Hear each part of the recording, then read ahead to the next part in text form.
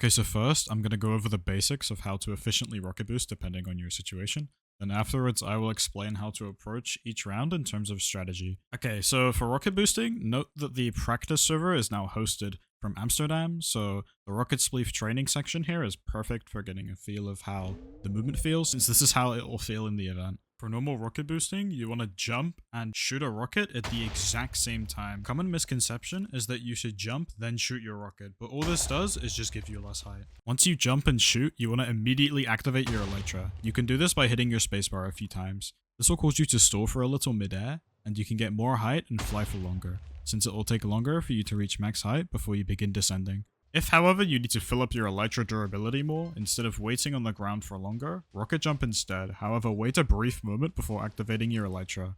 Since your durability will replenish as long as your elytra isn't activated, this means you can stay off the ground for longer whilst giving a little more durability back to your elytra. In terms of elytra durability, try to ensure it goes into the orange as little as you can. In the worst case scenario, you can updraft, however try to save these best you can, unless to avoid death.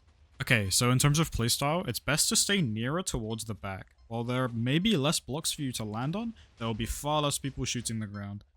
Don't go too far back to where the ground is disappearing below you, but far back enough so that you can see a good amount of people ahead. This means that you are less likely to get shot from behind and potentially killed off very early on. Just make sure that you are keeping up with the platform. If you need to go a little bit more further ahead, that is okay, just make sure you're not very close to the front. When you are in the air, there are multiple things you can do. First of all, the timer at the top of the screen. The game will always take away your updrafts as you progress, once at 3 minutes and 30 seconds left on the timer, and again at 2 minutes and 30 seconds left. Keep a mental note of this. If you forget, don't worry, 10 seconds before the one is taken, you will have an on-screen visual indicator as well as a sound indicator. I will call this out anyways if I can. Whilst in the air, you should always make a note of where you want to try and land next. Having this information down early is super useful since it avoids potential panicking. I recommend looking for at least 2 potential landing spots, so if one gets obstructed, you have another guaranteed option.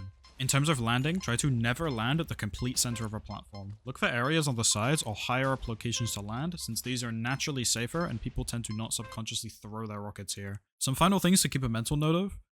If you get struck or punched by another player, you will be struck, as indicated on your Jura bar. When shooting at other players, remember to aim for their feet. When you're in an elytra, your hitbox is a small box on the player's lower legs and feet. Try focusing on surviving early on. If you have downtime whilst in the air, you can shoot players as you could get kill credit if they die later on.